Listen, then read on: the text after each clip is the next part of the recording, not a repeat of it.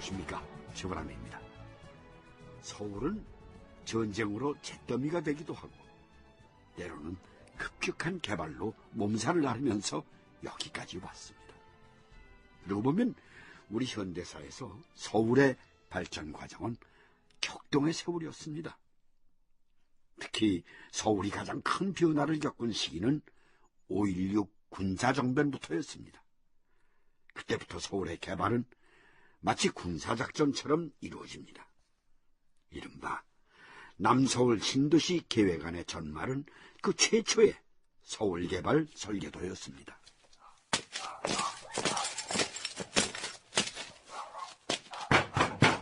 계십니까? 1961년 5월 16일 쿠데타에 성공한 군사혁명위원회는 5월 19일에 국가재건 최고회의로 명칭을 바꾸고 본격적인 숙정 작업에 돌입한다. 기업인 29명이 부정축제 혐의로 구속된 건 5월 23일경부터였다. 아무도 안 계십니까? 안 되겠구만. 그냥 밀어버려. 예.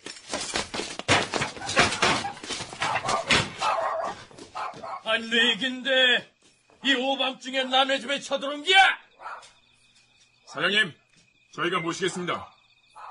니 보기요, 장교 양반. 내는 누군지나 알고 이러는 기야? 내는 박홍식이야! 박흥식은 1950, 60년대 한국 최고의 재벌이다. 평안남도 용강에서 태어난 그는 일찍부터 장사에 천재적인 재능을 보였다. 23살에 선일지물을 세워 종이와 신문용지 시장을 개척했고 1930년대에 이미 화신그룹 총수로 성장했다.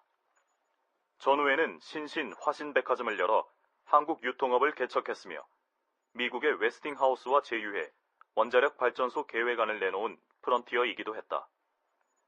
하지만 그는 1942년 일왕을 만나서 대동아 전쟁 완수에 전력을 바치겠다고 맹세하거나 그 외에도 몇 가지 친일 행적이 드러나면서 일제에 협력한 매판 자본가의 전형적인 사람으로 낙인 찍혀 있다. 화신백화점 박흥식 사장님이라는 거 잘 알고 있습니다. 누가 보냈네?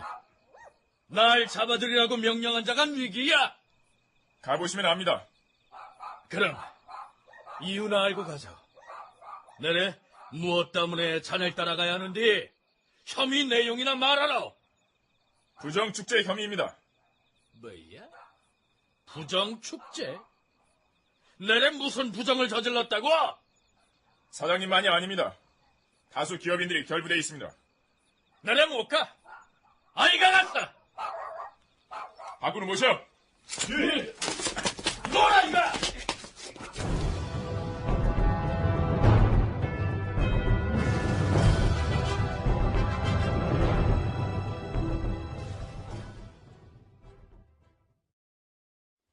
그래서 기업인들은 모두 어디에 있는 거야? 마포 형무소에 수감되어 있습니다. 화신 박흥식 사장, 개풍재벌 이정림, 사모재벌 정재호 같은 경제인 11명과 백두진, 송인상 등 전직 관료 10명, 백인엽, 어몽석 같은 전직 군인 5명이 함께 수감되어 있습니다. 그래, 이 조사는 얼마나 진행됐어? 예, 조사는 거의 마쳤습니다. 마무리만 남았습니다. 어떤 마무리? 국가재건 최고회의에 충심으로 협조하겠다는 의사를 받아내는 과정과 벌과금을 어느 선에 맞출 것인가, 이 문제만 남았습니다. 부정축제니 뭐니 해서 형무소에 묶어놓고는 있지만은 워낙 거물들이니까 조심해서 다뤄야 할 거야. 이주일 장군, 예. 조사 과정에서 나온 특이사항은 없소? 의장님, 조사 과정에서 밝혀진 내용입니다만 박흥식 사장의 새로운 면을 보게 됐습니다. 화신그룹 박 사장 말인가? 예, 그렇습니다. 그야 기업을 오래 한 사람이니까. 기업 활동에 관련됐다고 보기에는 전혀 다른 내용입니다. 여기, 이것 좀 보십시오. 이 불광동 수색 일대의 신도시 계획 아니라? 그래서 이게 뭐가 어떻다는 거야? 문제는 이 신도시 계획안이 1935년 봄쯤에 구상됐다는 겁니다. 생각해 보십시오. 민간 기업인이 외정시대 서울의 도시 계획을 짰다는 건 신기한 일입니다. 그럼 그걸 지금 서울 개발 계획에도 적용할 수가 있다는 건가? 전쟁까지 있었고 벌써 한 25년이 지났으니까 그대로 적용하긴 어려울 겁니다. 그렇다면 뭐 이 계획안은 쓸모가 없잖아. 아닙니다. 활용 가치는 있습니다. 활용 가치라. 그건 놀라운 발견이었다. 박흥식 사장에 대한 대개의 정보는 당대 거부이면서 화신백화점의 사장이며 친일 경력이 있다는 것 정도였다. 그런 박흥식이 신도시 계획을 가지고 있었다는 건 의외였던 것이다. 구속된 기업인들은 6월 23일경부터 몇 명씩 나뉘어 석방됐다. 그들은 재산 일부를 헌납하고 군사정권에 협력하겠다는 서약서를 쓰고서야 귀가할 수 있었다. 기업인들 가운데 맨 먼저 체포된 박흥식이 석방된 건 구속 43일째.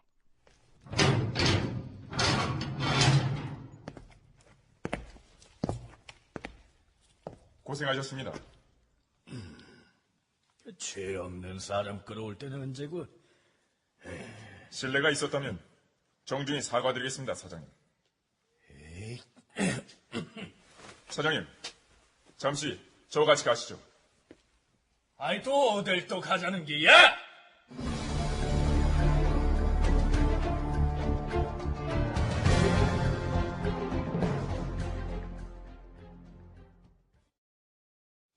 이주일 장군입니다, 박 사장님.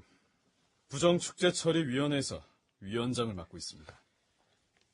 좋은 자리에 있구만, 기래. 그 벌과금으로 5억 9천만 원이나 냈는데도 부족한 거요? 그래, 얼마나 더 내면 돼가서? 벌과금 문제가 아닙니다. 박 사장님께서 도와주셔야 할 일이 있어서 특별히 모셨습니다. 늙으니까 힘이 있어야 돼. 박 사장님, 이거. 뭡니까? 장차 예상되는 수도 서울의 인구 증가에 대비한 주택건설 계획안입니다. 민간 기업인 입장에서 구상해 주시면 어떻겠습니까? 왜 나한테 이런 걸? 다 알고 있습니다. 1935년의 불광동지요. 아니, 그걸 또 어떻게 알고 박 사장님, 최고회의 박정희 장군도 큰 관심을 가지고 있습니다. 아니, 박정희 의장은 별 2개짜리 장군으로 알고 있는데 도시 계획도 한단 말이야?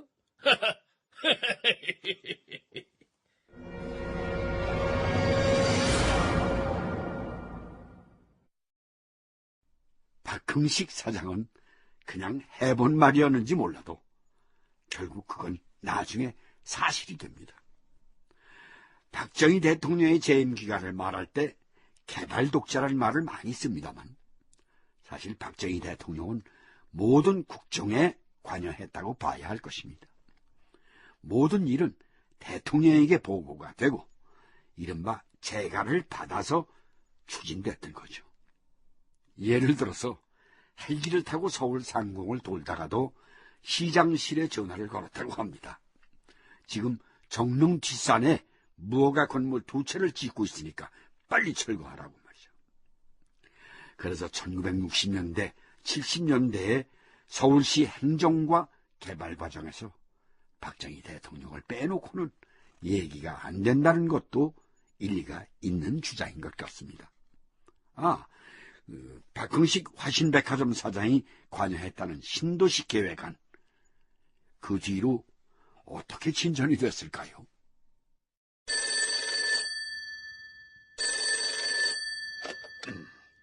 최고회의 유원식입니다. 내래 박흥식이야요.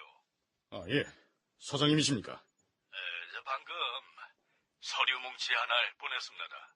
어떤 서류 말씀이십니까? 펴보시면 알 거예요. 도시 개발안입니다. 그저 의견서나 건의서 정도로 봐주시고 토의들 해주시라요. 최고회의 지시 한 달여 만에 화신의 박흥식은 최고회의로 신도시 계획안을 만들어 전달한다.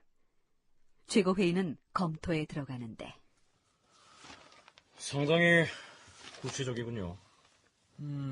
경기도 시흥군 과천면, 신동면, 광주군 은주면. 이 일대에 30만 이상의 신도시가 가능하다는 건가요? 박 사장이 주장한 그겁니다. 이거는 2,400만 평 땅에 중앙정부가 직접 신도시를 건설하면 30만 명 이상이 살 수 있는 신도시를 건설할 수 있다는 건데. 되기만 하면 좋은 계획입니다. 내년부터 제1차 경제개발 5개년 계획도 착수해야 하고, 이런 마당에 서울 근교에 신도시를 만들고 대량으로 주택을 만들어주면 농촌에서 유휴 노동력도 흡수할 수 있어서 좋을 겁니다. 예, 맞습니다. 돈이 문제겠죠? 그렇습니다. 내가 재정은 좀 아는데 현 재정 여건으로는 비관적입니다. 그럼 미루는 게 어떻겠습니까? 미룬다면 어떻게 말입니까? 박 사장이 직접 하라고 하면 어떨까요? 박 사장이 직접? 그것도 좋겠습니다. 개인 사업으로 추진하는 대신 도와줄 수 있는 것 도와주면 되지 않습니까?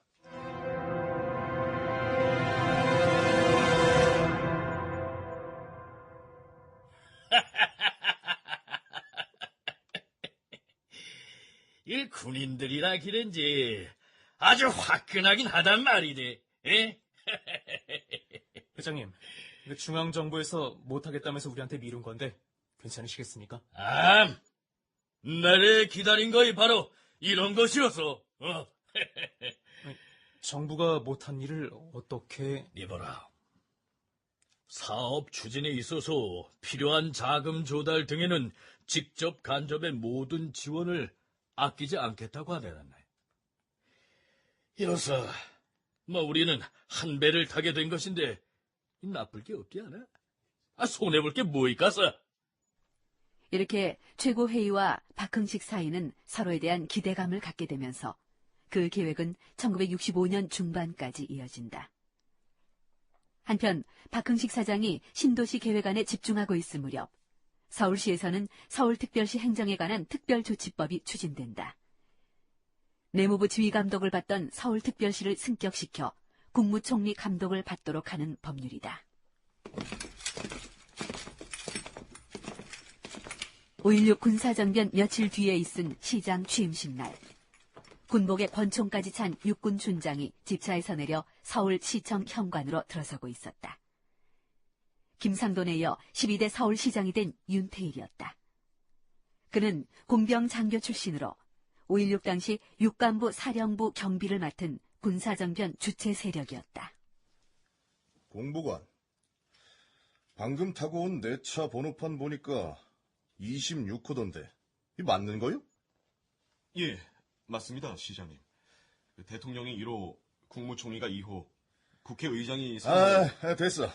내가 다른 차량 번호판까지 줄줄이 외워야 할 일은 없고. 아무튼 서울시장은 26호라는 거요? 예, 그렇습니다. 한신 장군은 몇 호요? 한신 장군은 내무부 장관이기 때문에 12호입니다. 왜 한신이 번호판이 나보다 빨라? 서울시는 내무부 산하에 있는 지방관청이라서... 뭐야? 그럼 서울특별시가 여러 군데 지방관청 중에서 하나란 말이요? 예, 경기도나 강원도와 같습니다. 알고 보니까 이름만 서울특별시로구만. 그러니까 내가 지금 한신이의 지휘 감독을 받는다는 겁니까? 예. 한신에 대한 윤태일의 감정은 늘 불편했다. 나이는 4살이나 어리면서도 군 입문이 빨라서 늘 상관으로 모셔야 했다. 사실 한신 장군은 5.16 주체 세력도 아니었으니 윤태일로서는 눈의 가시였던 셈이다. 윤태일은 은밀하게 최고위원들 사이에서 운동을 시작한다. 서울시를 내무부가 아닌 국무총리 직속기관으로 승격시키기 위한 것이었다. 만약 한신 장군이 내무장관실에 출근하고 재건회의에 참석했다면 윤태일은 그런 꿈을 꾸어보지도 못했을 것이다. 그런데 공교롭게도 그 무렵 한신 장군은 음주운전으로 교통사고를 내면서 3개월 동안이나 병원 신세를 져야 했다. 한신에 대한 미묘한 감정 때문에, 그리고 한신의 교통사고가 있었기에 서울특별시 행정에 관한 특별조치법은 저항 없이 성공할 수 있었다.